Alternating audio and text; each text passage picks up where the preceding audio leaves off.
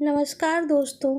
कहानी शुरू करने से पहले मैं आप लोगों से एक बात की माफ़ी मांगना चाहती हूँ कि बाहर की आवाज़ें थोड़ी कहानी में रिकॉर्ड हो जाती है, तो कृपया आप उन चीज़ों पे ध्यान नहीं दें और कहानी को सुनें। और अगर मेरी कहानी पसंद आती है तो एक चैनल को सब्सक्राइब कर लें और वीडियो को लाइक कर दें। तो हम कहानी को शुरू करते हैं। इस कहानी का नाम है शापित कुआं। रीमा का बच्चे का जन्म होने वाला था और वो हॉस्पिटल में थी, पर पल पल भगवान से यही चीज़ मना रही थी, भगवान इस बार मुझे बेटी देना, क्योंकि बार बार ऐसा होता है मेरे साथ और पूरे खानदान में परिवार में यही सब होते आया है।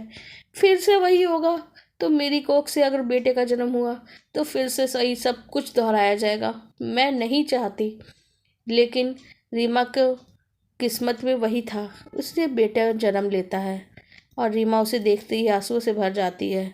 मैं उसे खोना नहीं चाहती। क्या होगा, क्या हुआ अगर मेरे बेटे के साथ फिर से वही सब कुछ होगा तो? क्यों डर रही थी रीमा? क्यों नहीं चाहती थी कि उसके गर्भ से बेटे का जन्म हो? वैसे तो हर जगह हम लोग देखते आए हैं, महिला हो या पुरुष हो, पहली संतान तो कम से कम बेटा ही चाहती है, और नहीं तो दो तीन संतानों के बाद तो एक बेटे की चाहत तो होती है। पर रीमा को बेटे की चाहत क्यों नहीं थी? फिर भी वो उससे ममता से भरी थी और अपने बेटे को देख रही थी। ममता से ज़्यादा उसके दिल में डर भरा हुआ था। क्या हुआ था ऐसे जिसकी वजह से रीमा डरी हुई थी, और क्या था इस श्राप से हुए संबंध का रहस्य? 10 पीढ़ी से रीमा के खानदान में मात्र सत्तात्मक परिवार चलता आ रहा था। मतलब पिछले 5-6 पीढ़ियों से तो माता से पुत्री को हर संपत्ति का हस्तांतरण होता आ रहा था, और इसके पीछे भी एक लंबी कहानी थी। रीमा अपनी पीढ़ियों में सभी बहनों को देख चुकी थी। जिस भी घर में बेटी जन्म लेती वो तो सुरक्षित रहती, परिवार भी खुशहाल रहता और संपत्ति भी सही सलामत रहती। परिवार में बहुत सी चीज़ें हो चुके थे, और परिवार में बेटियां बिजनेस भी संभाल रही थी, जैसे कि कई तरह के बिजनेस संभाल रही थी। लेकिन किसी भी बेटी के परिवार में अगर बेटा जन्म लेता तो पता नहीं कौन सी बुरी ताकतें उसके ले जाती जो उसकी मृत्यु हो जाती। बस रीमा ने यही सुना था कि कोई शापित कुआं है। पीढ़ियों से ये बातें बताई जा रही थी, पर असल बात तो वो भी नहीं जानती थी। उसके बाद उसके मन में यही बात थी कि उसकी माँ की तो पहली संतान भी साथ यही हुआ, और मैं अपने बेटे को नहीं खोना चाहती। उसके बाद भले ही बेटियां हो जाए, परिवार संभाले, जैसा चला आ रहा है वैसा चल ले, लेकिन मैं अपनी पहली संतान को नहीं खोना चाहते हैं। जो भी वो शादी करे, बाल बच्चे करे और मुझसे भी दूर रहे, मैं उसे बस खोना नहीं चाहती। एक पल को बस रीमा सोच रही थी। उसकी माँ ने कुछ पूजा पाठ करवाया। रीमा के जो बेटे था उसका 6 महीनों के बाद ही मृत्यु हो सकती थी, क्योंकि किसी भी परिवार में जो भी बेटा जन्म लेता है उसकी आयु 6 महीने से अधिक नहीं जीवित रह पाता। लेकिन उसकी मृत्यु नहीं हुई हो पाई, उसके पहले वो बच गया। और उसको बचाने के वाले रीमा, उसने ऐसा कुछ किया, उसने तय कर लिया कि अपने बेटे के जन्म के बाद वो अपने बेटे को नानी की गोदी में देके उन्हें देखभाल का बोल के कि मैं वो गांव जा रही हूँ जहाँ से ये कहानी शुरू हुई थी। रीमा गांव पहुँचती है और पूछते ताछते मुश्किल से एक बहुत ही पुराने पेड़ों से घिरे हुए एक जगह पे पहुँचती है, जहाँ पे एक बहुत ही पुराना टूटा फूटा सा मकान जैसा कुछ था। उस एरिया में मकान ऐसा लग रहा था जैसे बहुत सालों पहले पुराना कोई पत्थर का बना हुआ पुराना मकान है, पीढ़ियों पुराना मकान, और कई सालों से वो टूट फूट गया है। पर इतने सालों तक वो मकान टिका हुआ था, कोई मकान में रहता नहीं था। रीमा तो इसे देख के थोड़ा डर गई, क्योंकि ऐसे घर तो अक्सर भूतों से भरे होते हैं।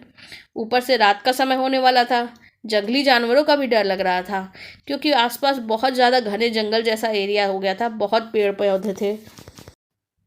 वो कटीली ज़मीनों में ऊबड़ खाबड़ ज़मीनें जो झाड़ी झंकार से भरी हुई थी। किसी तरह से वहाँ पहुँचती है तो उसे एक बहुत ही डरावना चेहरा दिखाई देता है। वो बहुत तेज़ी से चीखने चिल्लाने की आवाज़ें आने लगती हैं, जैसे कोई औरतें या लड़कियाँ चिल्ला रही हों।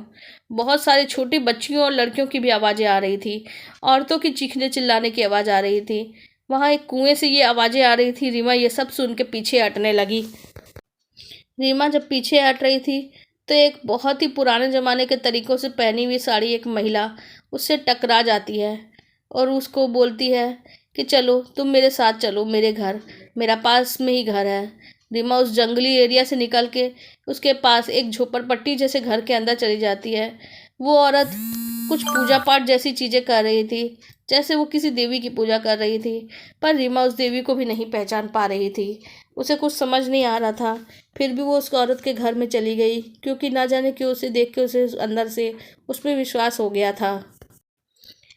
वो औरत रीमा को बताती है कि मैं एक तांत्रिक हूँ। पिछले 10 पीढ़ियों से मैंने ये तंत्र विद्या सीख रही हूँ, क्योंकि ये मेरे ख़ानदान की विद्या है जो मेरे ख़ानदान से मुझे सिखाया गया है। और मुझे उस कुएं के श्राप के बारे में मेरे ज्ञान की वजह से ही पता चल पाया है। पर मैं आज तुम्हें सारी बातें बताना चाहती हूँ। यही जानने आई हो ना तुम, जिसकी वजह से तुम अपने छोटे से बच्चे को बचाना चाहती हो? तुम्हें जानना ही चाहिए। रीमा उत्सुक थी। उसने पूछा, क्यों है वो शापित कुआं? क्या है वो? क्यों मेरे परिवार के बेटों को अपने साथ ले जाता है? क्यों मार देता है उन्हें? रीमा सब कुछ जानना चाहती थी। वो स्त्री बोलती है कि मेरा नाम भारती है। मैं तुम्हें उस शापित कुएं के बारे में बताती हूँ। ये करीब 15 पीढ़ियों पुरानी बात है। बहुत ही बड़ा रईस परिवार था तुम्हारा, पूरे गांव का सबसे रईस। गांव की बहुत सारी ज़मीन उन्हीं के नाम थी। गांव के लोगों का बहुत भला करते थे। किसी के घर में कुछ भी हो, वह लोगों की मदद करते थे। परिवार के लोगों के लेकिन वो उतना भला नहीं करते थे जितना ही वो गांव के लोगों का भला करते थे। और परिवार के लोगों के लिए शायद वो उतना ही बुरा था। परिवार में 15 भाई थे, लेकिन परिवार में कोई भी नई बहू बन के आती कोई लड़की, तो किसी की भी पहली संतान को लोग बोलते कि बेटा हो तो अच्छा हो, लेकिन अगर बेटे को जन्म नहीं देती, यानी अगर कोई संतान बेटी भी जन्म लेती, पहली क्या, दूसरी क्या, तीसरी क्या, कोई भी संतान बेटी जन्म लेती, तो उसे खुद ही हाथों से अपने इस शापित कुएं में उसे फेंक देना पड़ता। और पिछले कई पीढ़ियों से किसी स्त्री ने अपना मुंह नहीं खोला, किसी ने कुछ नहीं कहा। कई संतानें, कई बेटियां इसमें फेंकी गई, पर किसी स्त्री ने हिम्मत नहीं करी। किसी ने डर के आगे कुछ बोला ही नहीं। अपनी संतान से ज़्यादा तो उन्हें अपनी जान प्यारी थी। फिर वो बेटों को जन्म देती और फिर अपने दर्द को भूल जाती थी। सभी स्त्रियों के 10, 12, 15 कितने भी बेटे जन्म हो जाए, लेकिन एक भी बेटी जन्म नहीं ले सकती। और अगर उसे जन्म दिया तो उसे इसी कुएं में डाल के मार दिया जाता। ये पीढ़ियों से चली आ रही उन लोगों की परंपरा थी। परिवार में वो किसी भी बेटी का जन्म बर्दाश्त ही नहीं करते। ना जाने उनकी कौन सी नाक कटती थी कि 15 पीढ़ियों के बाद भी किसी भी पीढ़ी में एक कोई बेटी जन्मे तो उसे मार डाला जाता। ये 5 पीढ़ियों की बात बीत गई। परिवार के सबसे छोटे लड़के की बहू आई। उसके पहले तो 2 लड़के हो चुके थे। पूरे परिवार ने उसे सर पे बैठा के रखा था, जैसे परिवार में होते हैं। पर उसकी कोई बेटी नहीं हुई थी। अब उसकी तीसरी संतान होने वाली थी।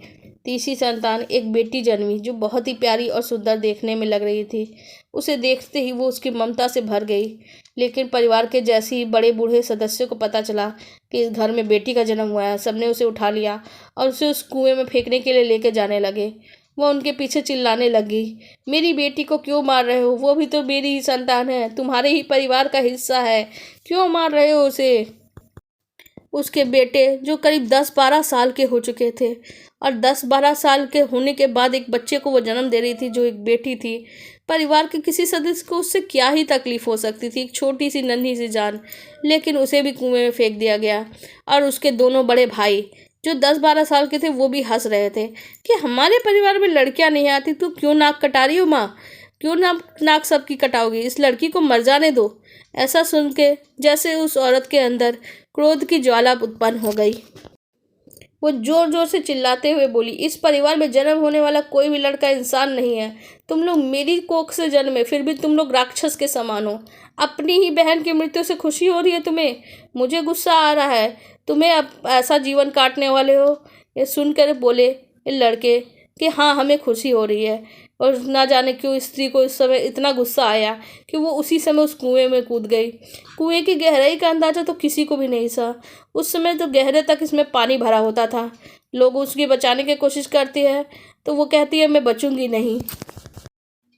और आज के बाद तुम्हारे परिवार में किसी भी लड़के का जन्म भी नहीं होने दूंगी। उसके ठीक बाद ही उसकी मृत्यु हो गई। परिवार ने तो उसका अंतिम संस्कार भी नहीं किया, क्योंकि कुएं में तो पहले से ही बहुत सी लाशें थीं और उसकी लाश भी शायद नहीं मिलने वाली थी। परिवार के लोग 2-4 दिन शोक मना के उस लड़के की, जो परिवार के उसकी पत्नी थी जिसकी, उस लड़के की दूसरी शादी कर देते हैं। और जैसे उसके बाद ही कोई खेल शुरू हो गया हो। छोटे लड़के की पत्नी ने जैसे ही बच्चों को जन्म दिया, वो बच्चे अचानक ही हवा में उड़ा और उसकी 2 ही मिनट में मृत्यु हो गई। परिवार में एक भी लड़के का जन्म होता, कुछ ही मिनटों में या महीनों में उसकी मृत्यु हो जाती। परिवार में एक पल के लिए भी उसे अकेला नहीं छोड़ा जाता, लेकिन कभी कोई आसमान से, ज़मीन से, कहीं से भी कोई आफत आती, कोई पशु पक्षी आता और उस पर हमला करके उस लड़के को मार डालते। परिवार के सभी सदस्य देखते भालते भी सामने से ही, आंखों के सामने उसे मार डाला जाता। इस बीच परिवार में कोई भी बेटी जन्मी ही नहीं थी। परिवार के सदस्य बस देखते थे कि उनके आंखों के सामने इस तरह से पीढ़ियाँ ही पीढ़ियाँ ख़त्म हो जाएगी। बहुत ही पीढ़ियों के बाद, बहुत ही के सालों के बाद इस परिवार में एक बच्चे का जन्म हुआ, जो छोटा लड़का था। इस समय ये लड़का वही था जिसे उस स्त्री ने जन्म दिया था, जिसकी मौत कुएं में जाके हो चुकी थी।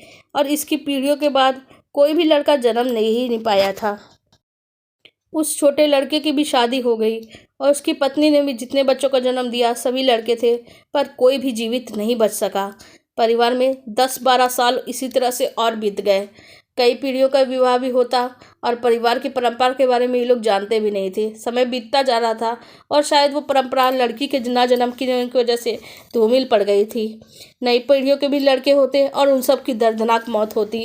कुछ महीने जीते और कोई जानवर उन्हें मार देता, कभी सांप काट लेता या चील कौवे हमला कर देते।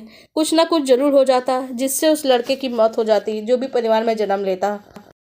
उन्हें लगा ये श्राप शायद अब ख़त्म हो जाए अगर हम बेटियों को मारना शुरू कर दें और उन्हें मारने के बजाय उन्हें बचाना शुरू कर दें, छोड़ दें उन्हें मारना। तो बेटियों को मारना छोड़ने के बाद अगर ये श्राप ख़त्म हो गया, लेकिन बेटियों का तो अभी जन्म भी नहीं हो रहा था, तो उन्हें मारने का तो सवाल ही नहीं था। लेकिन बहुत ही पीढ़ियों के बाद परिवार में एक बेटी जन्म लेती है। वो खुश होती है, खुशहाल रहती है, परिवार के लोगों को बहुत खुशियाँ मिलती है।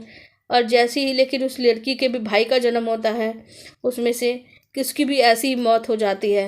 परिवार की पीढ़ियों की अगली पीढ़ियां जन्म लेने लगी थी, उसमें बेटियां तो थीं पर कोई भी बेटे नहीं बचे थे।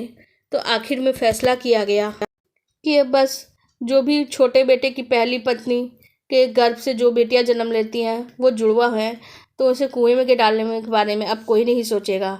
अब पूरे 10 साल बीत चुके थे, परिवार में कोई संतान नहीं थी। जो संतान जन्मती उस सब की तो मृत्यु हो चुकी थी।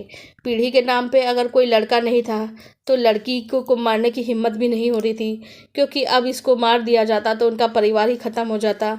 परंपरा के नाम पे अब किसी बच्ची को कुएं में डालने की हिम्मत किसी के अंदर नहीं थी। तो उन लोगों ने इस परंपरा को बदलने का फैसला किया और छोटी बच्चियों को पाला जाने का फैसला किया जा चुका था। आखिर 2 पीढ़ियों के बाद सभी ने मान लिया कि अब इस ये परिवार केवल बेटियों के रूप में ही चल सकता है, क्योंकि वही तभी से ये परिवार बेटियों की पीढ़ियों से चल रहा है। घर में दामाद तो आते हैं और तुम लोगों की आखिरी पीढ़ी में, लेकिन जो भी बेटा पैदा होता है, शहर बदल गया, जगह बदल गई, स्थान बदल गया, फिर भी बहुत साल समय भी बदल गया। जंगली जानवरों का खतरा भी नहीं, न ही आसमान का खतरा, न ज़मीन का खतरा। फिर भी गर्भ से अगर कोई बेटा जन्म लेता है तो वो नहीं बच पाता, क्योंकि उसका शापित कारण यही है कि ये जो शापित कुआं है वही अपना शाप उसे पूरा कर लेता है।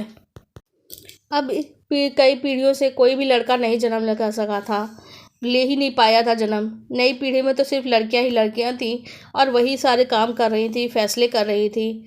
और इस घर में घर जमाई का रिवाज चलने लगा। लेकिन जो भी बेटा पैदा होता, बस उस लड़की के गर्भ से जो भी बच्चा पैदा होता वो सुरक्षित रहता। अगर लड़की हो और लड़का होता है तो उसकी जान चली जाती। ऐसे ही परिवार में कई बेटियां हुई जो सुरक्षित रहीं और धीरे धीरे करके पीढ़ियों दर पीढ़ियों में बेटियों की शादी होती और उनके साथ भी कोई भी बेटा जन्म लेता तो उसकी मृत्यु हो जाती और बेटियां केवल सुरक्षित रह जाती। रीमा के लिए फिर ये सब कुछ जानने के बाद वो एक बात सोचती है और फिर कुछ लकड़ियों के इकट्ठा करके उन कुएं में डालती है। वो कुओं को तो पूरी तरह से सूख जाने के बाद भी जितना मेहनत कर सकती थी रीमा अकेले ही करती है और आग हवन करवाती है वहाँ पे, और वहाँ पे कुछ उनके संस्कार कर देती है। जैसे कि कुएं में हुई उसने सारी लकड़ियाँ डाल के आग लगा दी, जैसे उनके अंतिम संस्कार कर दी हूँ।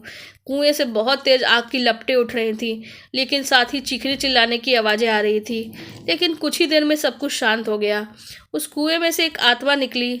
जैसे ही रीमा ने उस तांत्रिक स्त्री से वैसा ही वादा किया था, वैसा ही वादा करके उससे उसने वादा ले लिया। लेकिन उसके बाद तांत्रिक स्त्री ने कहा, इस बात को हमेशा ध्यान में ही रखना, जो ऐसा मैं कह रही हूँ वैसा ही करना। रीमा उस तांत्रिक के सारे उपाय पूछती है। तांत्रिक कहती है कि उन बच्चों का अंतिम संस्कार भी कर दो और उनकी मुक्ति भी कर दो, और जितनी भी रिवाज है मुक्ति के लिए वो सारी चीज़ें करो। और तुम्हारी पीढ़ी में शायद बेटे वंशज तो नहीं बनेंगे, बेटियां वंशज ही रहेंगी, लेकिन तुम्हारे बेटों के साथ अब शायद कुछ बुरा नहीं होगा। लेकिन याद रखना कि बेटे वंशज नहीं बनेंगे, तुम्हारी अगली पीढ़ियाँ के लिए भी बेटियाँ ही वंशज रहेगी। और शायद इसके बाद वो शायद मान जाए, वो स्त्री जिसने इस कुएं से श्राप दिया था वो शायद अब मुक्त हो जाए इस बात को मानने के बाद। रीमा बोलती है, मैं ध्यान रखूंगी, मेरी पीढ़ी में जो भी बेटा होगा वो मेरे परिवार का वंशज नहीं बनेगा, और उससे मैं कोई भी ऐसा नाता भी नहीं रखूंगी। बस उसे पाल लेने दो, क्योंकि वही मेरी ममता है। उसके बाद मैं तो मैं संपत्ति से और ना ही कोई रिश्ते से कुछ नहीं दूंगी उसे। उसकी सारी पीढ़ियाँ जैसे बेटियाँ संभालती आई हैं वैसी ही वो स्त्री की आत्मा वहाँ से चली जाती है और वो कुएं के अंदर ही शायद जाके गायब हो जाती है। रीमा का तो बेटा बच गया। वो वापस आती है, उसके मन में एक संतोष हो जाता है कि अब उसके बेटे को कुछ नहीं होगा। कुछ समय बाद ही रीमा अपने बेटे को हॉस्टल में पढ़ने के लिए भेज देती है, जहाँ से वो पढ़ाई पूरी करके वापस आता है। रीमा कहती है, अपनी पसंद की लड़की से शादी कर लो और उसके बाद मुझसे कोई रिश्ता मत रखना। उसके सारी बातें जब वो पूछता है तो वो बता देती है कि क्यों उससे अपना रिश्ता ख़त्म करने की बात कह रही है, और माँ बहन की जो पीढ़ी है वही इस वंशज को आगे बढ़ा सकती है। और उसके बाद ही बेटा उसकी बात मान के अलग रहने चला जाता है और रिश्ता रीमा से ख़त्म कर लेती है। लेकिन रीमा को इस बात का संतोष था कि अब उसका बेटा कम से कम जीवित तो रहेगा। उसके बाद रीमा सोचती है कि काश कि लोग इतना पाप ना करते तो हमारे आने वाली पीढ़ियाँ इतना क्यों भुगतती। उन्होंने पाप करने से पहले सोचा नहीं, और हम ये पीढ़ियाँ हमारी भुगत रही है बिना किसी कारण के, बस पापों को भुगत रही है। रीमा को लेकिन इस बात का जरूर संतोष था कि उसके मन से अब ये डर खत्म हो गया कि कोई भी पीढ़ी में अब कोई जान नहीं जाएगी। संपत्ति तो आज है कल नहीं रहेगी, नष्ट हो जाएगी, लेकिन शायद ये अंश वाली बातें भी शायद आने वाले में ख़त्म हो जाए। लेकिन सांप तो कभी ख़त्म नहीं होता है, उसे बस ख़त्म करना पड़ता है, और ना जाने इस सांप को अगली कई पीढ़ियों को भुगतना पड़ा। चलो कम से कम मैं इस बात का संतोष तो कर सकती हूँ कि मैं अपने बेटे को जीवित देख सकती हूँ, जीवित मान के चल सकती हूँ। रीमा को इस बात का बहुत ज़्यादा संतोष हो रहा था, और रीमा अपने जीवन से संतुष्ट थी। जो भी था जैसा था उसे अपने जीवन से संतोष था। आपको हमारी ये कहानी कैसी लगी कमेंट सेक्शन में ज़रूर बताइएगा।